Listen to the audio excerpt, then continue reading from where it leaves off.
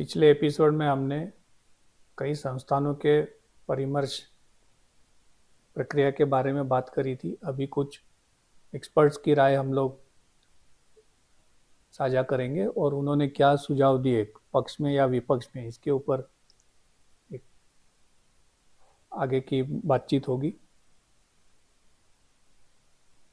एक देश एक चुनाव के संवैधानिक ढांचे पर डॉक्टर सुभाष जी कश्यप, उनकी क्या टिप्पणी है। एक देश एक चुनाव अलोकतांत्रिक है, गलतफहमी और लोकतंत्र की बुनियादी बातों की वैचारिक स्पष्टता की कमी पर आधारित है। बहुत कुछ इस पर निर्भर करता है कि हम किसे लोकतांत्रिक मानते हैं। लोकतंत्र का शाब्दिक अर्थ है जनता द्वारा शासन। इसे विभिन्न प्रकार से परिभाषित किया गया है और इसके कई रूप हैं। अभिनव, सहकारी, कार्यकारी, आकस्मिक, जिम्मेदार, संसदीय, लोक लुभावन, विधायी, प्रतिस्पर्धी, राजकोषीय, पुनर्गठित, अनिच्छुक या अर्धसंघवाद, शास्त्रीय, सुरक्षात्मक, विकासात्मक, विचार विमर्श, निर्देशित, बुनियादी, प्रतिनिधि और यहाँ तक कि लोगों का भी। संघवाद के बिना संघ का भी उल्लेख किया गया है। हमने अपने लिए प्रतिनिधि प्रणाली अपनाई है, जिसका अर्थ है जनता के चुने हुए प्रतिनिधियों द्वारा शासन करना। जहाँ तक अविश्वास के रचनात्मक वोट पर विधि आयोग की अनुशंसा का सवाल है, इसे सदन द्वारा ही सदन के नेता पीएम या सीएम के चुनाव के संबंध में एक अन्य सुझाव के अनुरूप आयोग को सुझाया गया था। पूरे सदन द्वारा पीएम सीएम का चुनाव निश्चित रूप से वर्तमान प्रणाली की तुलना में अधिक लोकतांत्रिक होगा, जिसमें राष्ट्रपति, राज्यपाल को यह निर्धारित करना होता है कि सरकार बनाने के लिए किसे बुलाना है। यह विधायकों की बदलती वफादारी के कारण अस्थिरता की कई अन्य समस्याओं का समाधान करेगा। अविश्वास के रचनात्मक वोट का तात्पर्य यह है कि जो प्रस्ताव तत्कालीन सरकार में विश्वास की कमी व्यक्त करता है, उसमें नई सरकार के वैकल्पिक नेता का भी नाम होता है। यह फिर से अधिक लोकतांत्रिक होगा और दोनों सरकारों के बीच किसी भी अंतर की समस्या का समाधान करेगा। यह विधानमंडल के प्रति निरंतर कार्यकारी उत्तरदायित्व और जवाबदेही के विचार को भी पूरी तरह से पुष्ट करता है और इसके लिए संविधान में किसी संशोधन की आवश्यकता नहीं होगी और अविश्वास प्रस्तावों की स्वीकार्यता के संबंध में सदनों के नियमों को बदलकर ऐसा किया जा सकता है। जर्मनी के संघीय गणराज्य के चांसलर का चुनाव अनुच्छेद 63 में मूल कानून और अनुच्छेद 67 में अविश्वास प्रस्ताव के रचनात्मक वोट में प्रदान किया गया है। ऐसा कोई अवसर नहीं आया है जब सरकार का परिवर्तन अविश्वास प्रस्ताव के कारण हुए सदन के विघटन का परिणाम हो। यह सुझाव उस स्थिति में विशेष रूप से उपयोगी होंगे जब कोई भी पार्टी या पार्टियों का चुनाव पूर्व गठबंधन लोकसभा या किसी भी राज्य विधानसभा में सीटों का स्पष्ट बहुमत हासिल नहीं करता है और सबसे बड़ी एकल पार्टी एक स्थिर सरकार बनाने का वादा करने में असमर्थ रहती है। जैसा कि भी मामला हो, राष्ट्रपति या राज्यपाल को सदन से अपने नेता का चुनाव करने के लिए कहना चाहिए, जैसा वह अपने अध्यक्ष का चुनाव करते हैं। इस प्रकार चुने गए व्यक्ति को प्रधानमंत्री, मुख्यमंत्री नियुक्त किया जा सकता है। यह मौजूदा अनुच्छेद 86(2) और 175(2) के तहत राष्ट्रपति, राज्यपाल द्वारा सदन को एक संदेश भेजकर किया जा सकता है। जब सरल प्रश्न बहुमत का निर्धारण करने का है तो सबसे सुरक्षित और सरल तरीका सदन में चुनाव कराना होगा। तब विश्वास मत प्राप्त करना भी आवश्यक नहीं होगा, क्योंकि वास्तव में यह सदन द्वारा चुनाव की प्रक्रिया के माध्यम से नियुक्ति से पहले ही प्राप्त किया गया होगा। इसके लिए न तो संविधान में संशोधन की आवश्यकता होगी और न किसी कानून में। यह तथ्यात्मक रूप से गलत है कि ONOE यानी कि वन नेशन वन इलेक्शन असंवैधानिक है। यह दिखाने के लिए पर्याप्त सबूत है कि संविधान निर्माताओं ने केवल लोकसभा और राज्य विधानसभाओं के लिए साथ-साथ चुनाव की परिकल्पना की थी। इसके अलावा उन्होंने उनकी शर्तों को समान 5 वर्ष रखने का प्रावधान किया ताकि वे एक साथ साथ समाप्त हो सके। अनुच्छेद 83 और 172 के तहत राज्य विधानसभाओं और लोकसभाओं के लिए पहले 4 आम चुनाव लगभग उसी संविधान के तहत एक साथ आयोजित किए गए थे। उन्होंने असंवैधानिक नहीं माना जाता। 1967 के बाद बड़े पैमाने पर दल बदल और बार बार सरकारों को गिराने की परिणाम स्वरूप मध्यावधि चुनाव कराने के लिए मजबूर होना पड़ा। यह कि वन नेशन वन इलेक्शन का निर्णय पूर्व नियोजित और पूर्व निर्धारित तरीके से लिया गया है, सही नहीं है।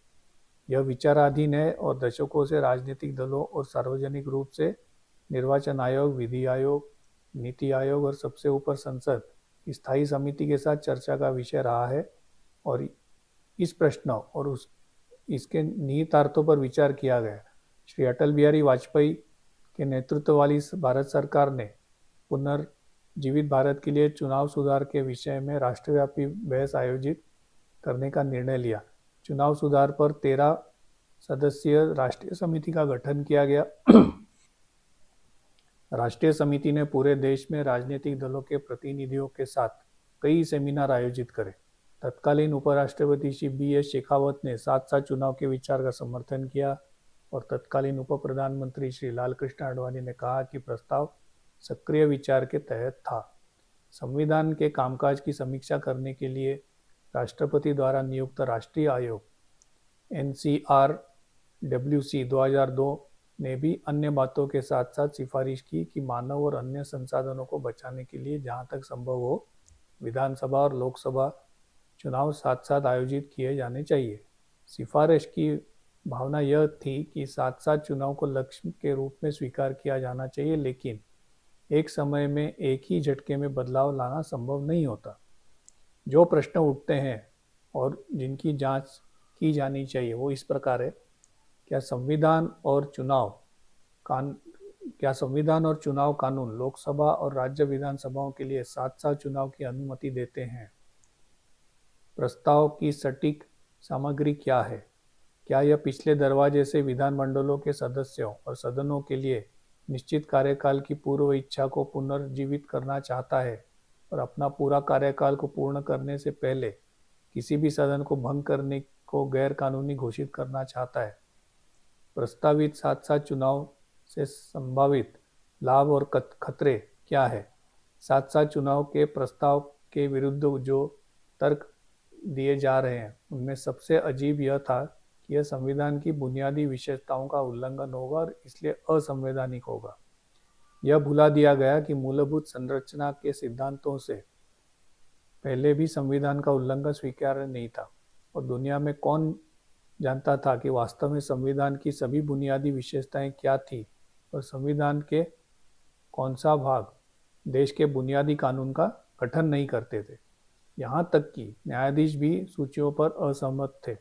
किसी भी मामले में किसी भी न्यायाधीश ने कभी यह कहाँ घोषित किया कि लोकसभा और राज्य विधानसभाओं के लिए अलग अलग चुनाव कराना संविधान की मूलभूत संरचना का हिस्सा है। दरअसल संविधान में इसका कहीं जिक्र तक नहीं किया गया।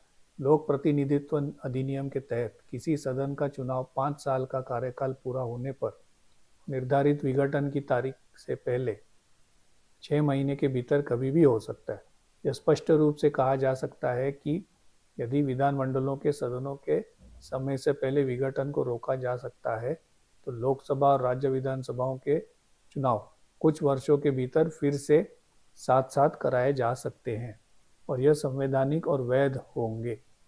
सवाल यह है कि क्या संविधान संशोधन जरूरी है या मौजूदा संविधान के तहत साथ साथ चुनाव कराए जा सकते हैं। जहाँ तक संविधान के अक्षरशः का प्रश्न है, यह स्थिति इस प्रकार है। अनुच्छेद 83 और 172 में प्रावधान है कि जब तक जल्दी भंग न हो जाए लोकसभा और प्रत्येक विधानसभा का कार्यकाल 5 वर्ष होगा। अनुच्छेद 85 और 174 में प्रावधान है कि राष्ट्रपति राज्यपाल समय समय पर लोकसभा विधानसभा को भंग कर सकते हैं। अनुच्छेद 163 2 और 3 यह स्पष्ट करते हैं कि राज्यपाल मंत्रिपरिषद की सहायता और सलाह के बिना ऐसा कर सकते हैं और यह प्रश्न किसी भी अदालत में नहीं उठाया जा सकता। जबकि राष्ट्रपति की शक्ति के संबंध में अनुच्छेद 74 में यह प्रावधान करने के लिए संशोधन किया गया था कि राष्ट्रपति अपनी शक्तियों का प्रयोग मंत्रिपरिषद की सलाह के अनुसार करेगा। राज्य स्तर पर मंत्रिपरिषद पर लागू होने वाले अनुच्छेद 163 में संशोधन नहीं किया गया था और राज्यपाल अपनी मर्जी से कार्रवाई कर सकता है, यानी उसके विवेक पर किसी भी अदालत में सवाल नहीं उठाया जा सकता। इस संबंध में उच्चतम न्यायालय के फैसलों से भी भी अवगत है, लेकिन मूल प्रश्न यह है कि क्या संविधान सर्वोच्च है और उच्चतम न्यायालय की सर्वोच्चता अदालतों के दायरे तक ही सीमित है, या संविधान की शपथ लेने वाले इसकी रक्षा नहीं कर पा रहे। साथ साथ चुनाव संघीय विरोधी है। यह इस धारणा पर आधारित है कि भारत का संविधान संघीय है। संघीय या परिसंघ शब्दों के प्रयोग के सभी संशोधनों को संविधान सभा में अस्वीकार्य मानकर सकारात्मकता से पराजित कर दिया गया। एक क्लासिक फेडरेशन वस्तुतः और ऐतिहासिक रूप से एक समझौते का परिणाम है। ऐसा तब होता है जब दो या दो से अधिक संप्रभु राज्य अपनी संप्रभुता का एक हिस्सा त्यागने का संकल्प लेते हैं और एक नए संघ का गठन करने के लिए हाथ मिलाते हैं। परिणामतः एक संघीय राजनीति का जन्म होता है। यह एक ऐसा संघ है जिसकी गठन करने वाली इकाइयां अपनी पहचान नहीं खोती। वास्तव में एक क्लासिक फेडरेशन में संघीय सरकार को केवल वे शक्तियां प्राप्त होती हैं जो इकाइयों द्वारा समझौते के अनुसार उसे सौंप दी जाती है। हालांकि कुछ बड़े देशों के उदाहरण भी है जहां एक मौजूदा एकात्मक प्रणाली प्रशासनिक सुविधा के लिए या भाषाई या जातीय मांगों को पूरा करने के लिए शक्तियों के हस्तांतरण या वितरण की एक सहमत प्रणाली के तहत इकाइयों के साथ शक्तियों को साझा करने का निर्णय ले सकती है। कनाडा और भारत ऐसी राजनीति के उदाहरण है, लेकिन संघवाद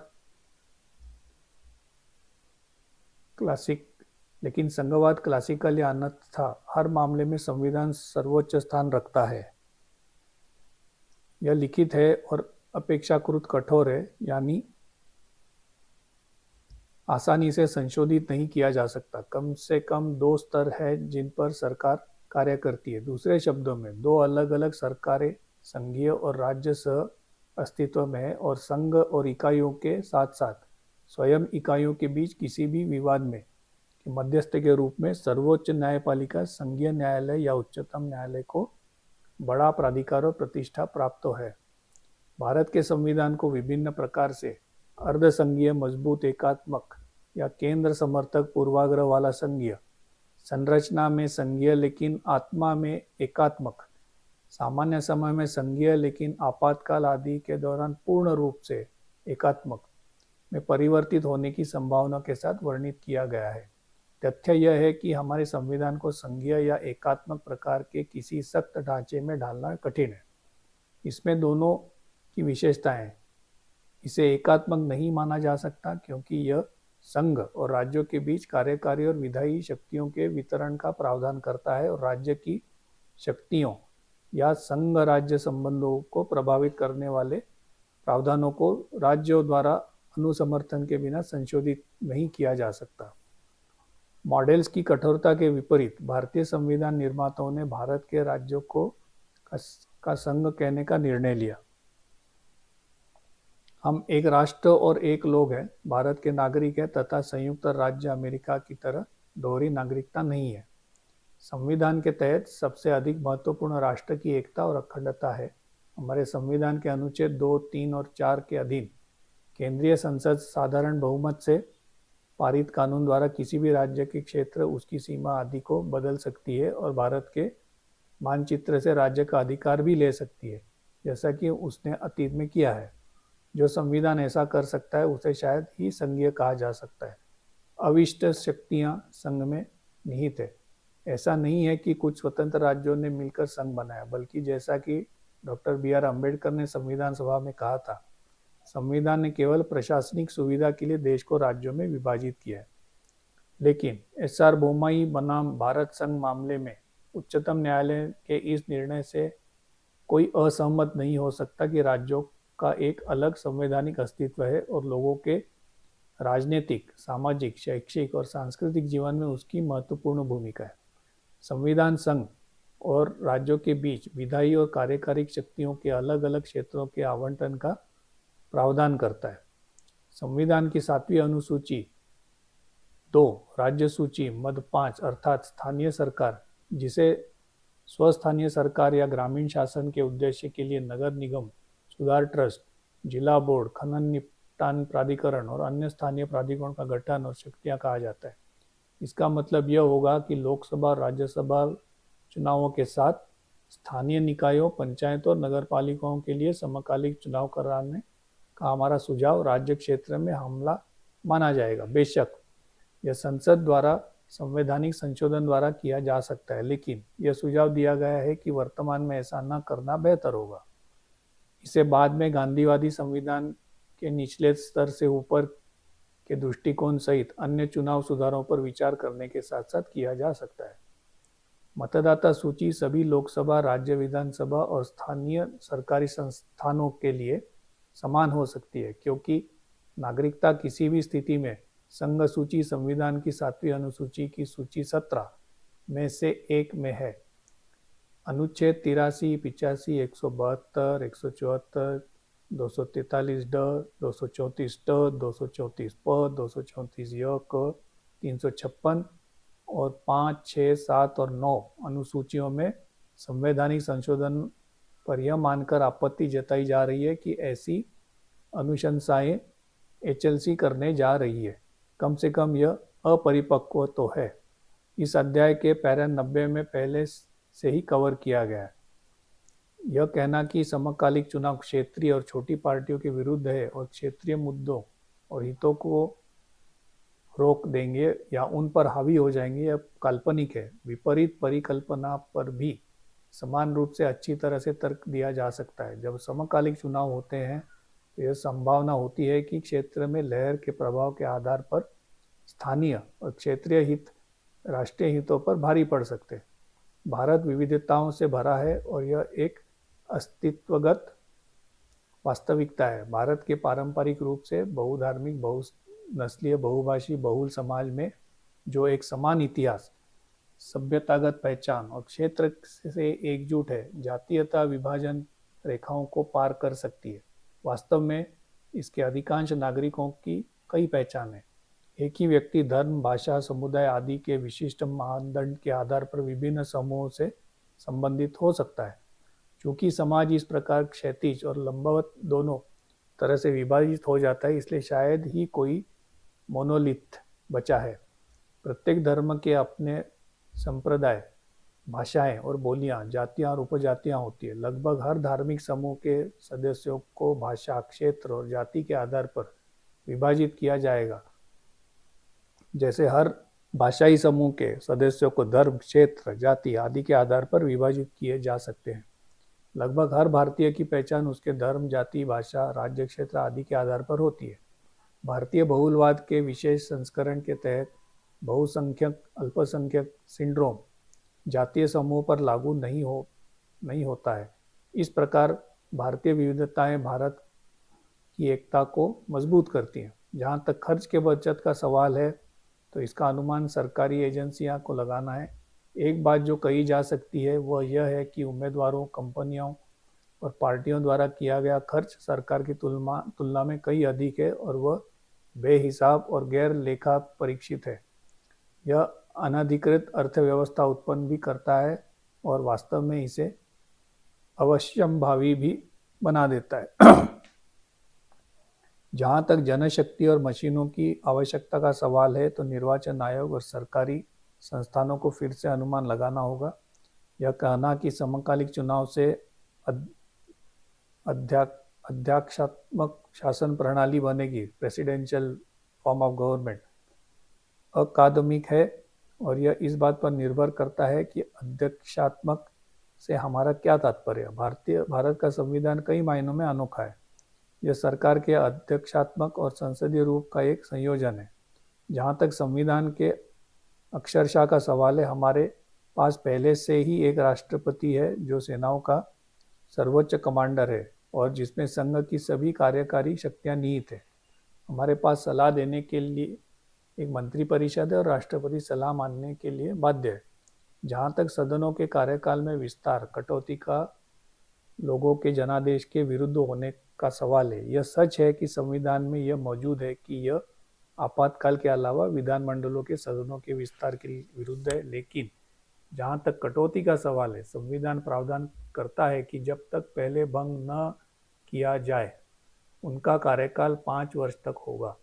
यह सुझाव दिया गया है कि इसमें मौजूदा स्थिति को बदला या परिवर्तित नहीं किया जा सकता है, लेकिन 5 साल की अवधि में अर्थात 2029 तक लोकसभा और राज्य विधानसभा के लिए समकालिक चुनाव कराने के प्रयास किए जाएंगे और उसके बाद लोकसभा और राज्य विधानसभाओं के लिए समकालिक चुनाव कराए जाएंगे और उसके बाद स्थानीय चुनाव का सवाल भी उठाया जाएगा। अविश्वास के रचनात्मक वोट और सदनों के नेता पीएम-सीएम के चुनाव पर आपत्तियां पहले से ही इस अध्याय के पैरा 87 में के तहत शामिल की गई है। यह कहना कि शेष कार्यकाल के लिए चुनाव संविधान के विरुद्ध है, सही नहीं, चूंकि लोकसभा और राज्य विधानसभाओं का कार्यकाल जब तक कि जल्दी भंग न हो 5 वर्ष है।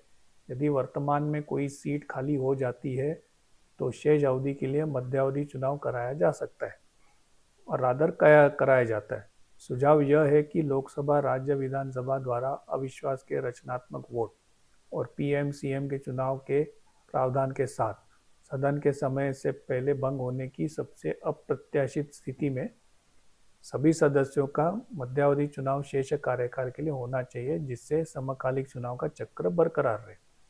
उपरोक्त 12 बिंदुओं के अतिरिक्त वास्तव में समस्या अधिक व्यवस्थित एवं व्यवहारिक है। बहुत से लोगों का पूरे वर्ष अलग अलग चुनाव कराने में निहित स्वार्थ होता है। लोगों को लगता है कि वे तभी प्रासंगिक होते हैं जब चुनाव करीब आते हैं। व्यवसायियों और उद्योगपतियों को लगता है कि चुनाव का समय वह समय है जब सत्ता के उम्मीदवारों और पार्टियों को कीमत चुकाकर चीजें की जा सकती है, अनुबंध, मंजूरी और अनुमतियां प्राप्त की जा सकती है। वे अपना काम तुरंत पूरा करने में रुचि रखते हैं और इसके लिए पार्टियों और उम्मीदवारों की चुनावी लड़ाई लड़ने के लिए आवश्यक धन का भुगतान करने में कोई आपत्ति नहीं होती। इसके उपचार के लिए चुनावी प्रक्रिया और राजनीतिक दलों में अन्य प्रणालीगत सुधारों को अपनाना होगा। मैं ऐसे मामलों के बारे में जानता हूं जहां पार्टियां और उम्मीदवार खर्च से अधिक पैसा इकट्ठा करते हैं और चाहे वे चुनाव जीते या हारे, वो और अमीर ही होते जाते हैं। डॉक्टर सुभाष कश्यप जी के टिप्पणियों पर एचएलसी के क्या विचार थे वो भी सामने रखते हैं। समिति मोटे तौर पर डॉक्टर सुभाष कश्यप के विचारों से सहमत है। अविश्वास प्रस्ताव और डॉक्टर कश्यप के रचनात्मक विश्वास मत के प्रस्ताव के संबंध में समिति की सुविचारित राय यह है कि इस संबंध में प्रचलित संसदीय प्रथा उचित है और इसमें किसी बदलाव की आवश्यकता नहीं है। संसद सदस्यों द्वारा अविश्वास प्रस्ताव लाना न सिर्फ उनका अधिकार है बल्कि उनकी जिम्मेदारी भी है। समिति भारतीय संसदीय प्रणाली की इस विशेषता को कमजोर नहीं करना चाहती। और अभी सबसे आखिरी में नागरिकों से प्राप्त प्रतिक्रियाएं। 5 जनवरी 2024 को देश भर के समाचार पत्रों में एक सार्वजनिक सूचना के माध्यम से 15 जनवरी 2024 तक विभिन्न माध्यमों जैसे डाक सबमिशन, एचएलसी के आधिकारिक ईमेल और वेबसाइट के माध्यम से सार्वजनिक सुझाव आमंत्रित किए गए थे। हालांकि सुझाव समय सीमा के बाद भी प्राप्त होते रहे और स्वीकार किए जाते रहे, जो समावेशी और संवादात्मक जुड़ाव के सिद्धांतों के प्रति समिति की प्रतिबद्धता को उजागर करता है। वेबसाइट के माध्यम से जो प्राप्त प्रतिक्रिया है और उनका ये पाई चार्ट है, उसमें आगे देखेंगे कि कुल 5232 प्रतिक्रियाएं मिली, जिसमें से 3837 लोगों ने हाँ करा है और 1395 लोगों ने ना करा है। डाक के माध्यम से प्राप्त प्रतिक्रिया 154 डाक प्रतिक्रियाएं प्राप्त हुई। इनमें से 109 ने इस अवधारणा का समर्थन किया है। 109 समर्थकों ने डाक सुझाव के माध्यम से अपनी सहमति व्यक्त करते हुए भारतीय चुनाव के भविष्य के लिए एक सम्मोहक दृष्टिकोण प्रस्तुत किया है। एक देश एक चुनाव को केवल एक तार्किक परिवर्तन के रूप में न देखकर एक सार्थक सुधार के रूप में मानते हुए उनका उत्साही और विश्लेषणात्मक रूप से विस्तृत समर्थन चुनावी प्रतिमान में एक मौलिक बदलाव की वकालत करता है। उनकी दृष्टि विजन में दक्षता के लिए एक एकीकृत चुनाव प्रबंधन प्रणाली, शासन स्थिरता के लिए क्रमबद्ध मतदान, लोकतांत्रिक जुड़ाव के लिए नागरिक सलाहकार परिषद, मोबाइल वोटिंग इकाइयों के प्रस्ताव और पहुंच बढ़ाने के लिए व्यापक मतदाता का समर्थन करते हैं। ये शिक्षा अभियान शामिल है। संवैधानिक और विधायी ढांचे के गहराई से जांच करते हैं और प्रक्रियात्मक पवित्रता को बनाए रखने और चरणबद्ध कार्यान्वयन के बारे में गहरी जागरूकता के साथ संशोधन का प्रस्ताव देते हैं, जो एक दूरदर्शी लेकिन व्यावहारिक प्रक्रिया के रूप में सुधार की परिपक्व समझ को दर्शाता है। जो पक्ष में नहीं थे, प्रस्ताव के विरुद्ध 45 डाक प्रस्तुतियां एक चिंतनशील और आलोचनात्मक परीक्षण प्रदान करती है। यह समूह हालांकि छोटा है, संघीय ढांचे, लागत, बचत संबंधी संदेह पर ध्यान केंद्रित और मतपरत प्रणाली को बनाए रखने की वकालत करके लोकतांत्रिक संवाद को समृद्ध करता है। यह असहमतिपूर्ण आवाज़ें लॉजिस्टिकल और व्यावहारिक चुनौतियों को उजागर करती हैं और स्थानीय मुद्दों के महत्व और चुनावी कैलेंडर में बदलाव के संदर्भ में राष्ट्रीय आख्यान द्वारा क्षेत्रीय राजनीतिक गतिशीलता पर संभावित प्रभाव पर भी जोर देती है। ईमेल के माध्यम से प्राप्त प्रतिक्रिया 5 जनवरी 2024 को विभिन्न समाचार पत्रों में एक सार्वजनिक सूचना के द्वारा आमंत्रित किया, जिसका परिणाम स्वरूप आम जनता, प्रतिष्ठित हस्तियां, राजनीतिक दलों से एक देश एक चुनाव की अवधारणा पर 16,172 लोगों की व्यापक प्रतिक्रिया मिली। दरअसल 83% 13,396 जनता ने साथ साथ चुनाव के पक्ष में आवाज उठाई, जबकि 17% 2,776 साथ साथ चुनाव के विरुद्ध थे। 28 फरवरी 2024 तक हमें ईमेल प्राप्त हुए। कुछ लोगों ने अपनी प्रतिक्रियाएं विस्तार से दी हैं, जो नीचे दी गई हैं।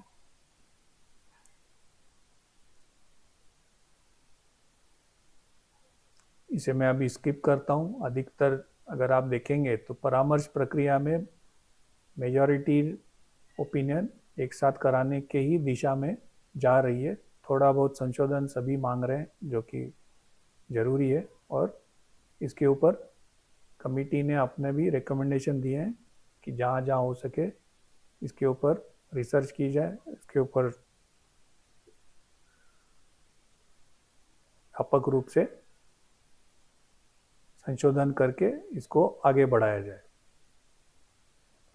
सबसे आखिरी में निष्कर्ष, समिति द्वारा भारत में साथ साथ चुनाव कराने की व्यवहार्यता और निहितार्थ पर व्यापक दृष्टिकोण इकट्ठा करने के लिए राजनीतिक दल, प्रतिष्ठित सेवानिवृत्त न्यायाधीश, पूर्व मुख्य चुनाव आयुक्त, राज्य चुनाव आयुक्त, बार काउंसिल ऑफ इंडिया जैसे प्रमुख संगठनों और फिक्की, सीआईआई और एसोचैम जैसे शीर्ष व्यापारिक संगठनों सहित विभिन्न हितधारकों के साथ व्यक्तिगत रूप से व्यापक परामर्श और बातचीत की गई। इन परामर्श का उद्देश्य इस प्रस्तावित चुनाव सुधार से जुड़ी संभावित चुनौतियों और लाभों की व्यापक समझ सुनिश्चित करने के लिए विभिन्न क्षेत्रों के विशेषज्ञों और प्रतिनिधियों की राय और सुझावों को शामिल करना था। इसके अतिरिक्त निर्णय लेने की प्रक्रिया में विभिन्न चैनलों के माध्यम से देश भर के नागरिकों को साथ जोड़ने से जमीनी स्तर के दृष्टिकोण और सार्वजनिक भावनाओं को निर्णय लेने की प्रक्रिया में शामिल करने में मदद मिली। संवाद को बढ़ावा देने और विभिन्न हितधारकों से सुझाव की मांग करके परामर्शों द्वारा साथ साथ चुनावों के कार्यान्वयन के संबंध में आम सहमति बनाने और सुविचारित निर्णय लेने के प्रयास को बढ़ावा दिया गया, जिससे अंततः भारत में लोकतांत्रिक प्रक्रिया और शासन दक्षता को बढ़ाने का प्रयास किया गया। साथ साथ चुनाव कराने के लिए व्यापक भागीदारी और भारी समर्थन को देखते हुए इस समिति का विचार है कि इसकी अनुशंसाएं बेहतर शासन, पारदर्शिता, समावेशिता, मतदाताओं की सहजता और आत्मविश्वास को बढ़ाने में योगदान देगी और हमारे विकासात्मक प्रक्रिया को लोकतांत्रिक नींव को आगे बढ़ाएंगी। विभिन्न हितधारकों से सुझाव मांगने और विस्तृत परामर्श प्रक्रिया में समिति ने सक्रिय रूप से आम सहमति बनाने और पारदर्शी सुविचारित निर्णय लेने की प्रक्रिया के लिए भरपूर प्रयास किया।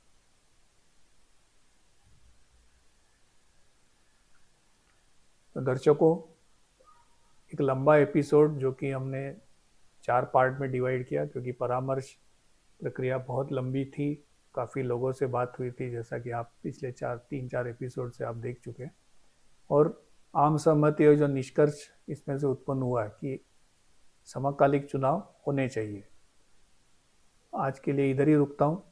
आपको अगर ये हमारा प्रोग्राम अच्छा लगा तो इसे लाइक कीजिए, हमारे चैनल को सब्सक्राइब कीजिए और पसंद आए तो इसे शेयर भी करिए। बेल आइकॉन दबाना मना भूलें ताकि आने वाले एपिसोड्स आपको टाइम टू टाइम मिलते रहे। आज के लिए इतना ही, आप सबसे अनुमति लेता हूँ। तब तक के लिए प्रणाम और जय श्री राम।